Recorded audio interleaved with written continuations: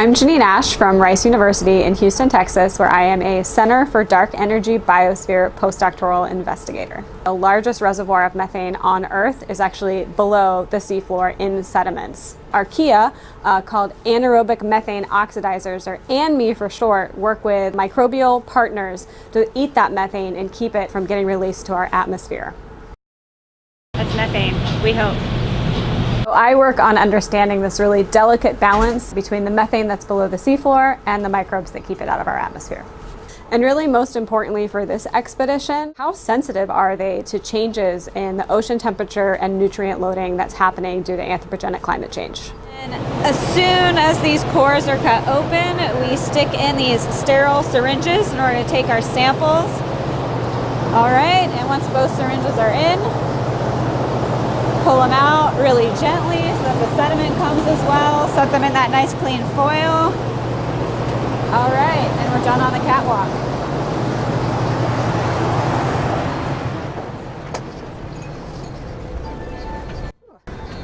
And now I'm gonna subsample as quickly as possible.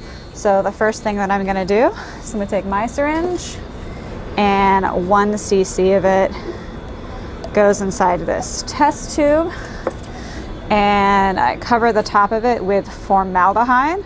So one of the questions we want to know is actually how many. We want to quantify the microbes that are down there.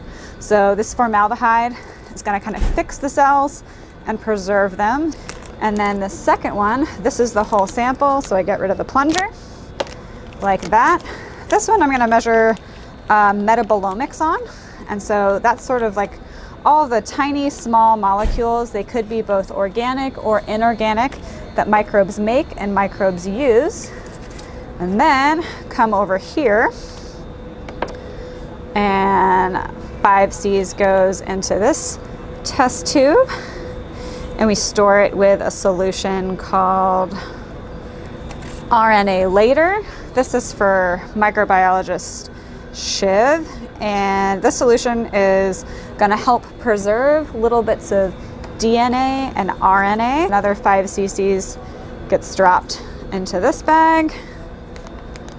And so he's going to flush that with nitrogen so we can store it in as oxygen-free of an atmosphere as possible. And that special packet he's got is also going to help suck up any oxygen that gets left over there. And then it goes inside that wine bag that he can seal. And then this final sample of his is one that is actually for fungal cultures, and it just goes in the bag by itself. And these all get stored once they've been treated this way in a variety of manners. So some of them go directly into a -80 C freezer, others get stored into a -20 freezer, and then others get stored at 4 degrees. And that's microbio on the Joy's Resolution.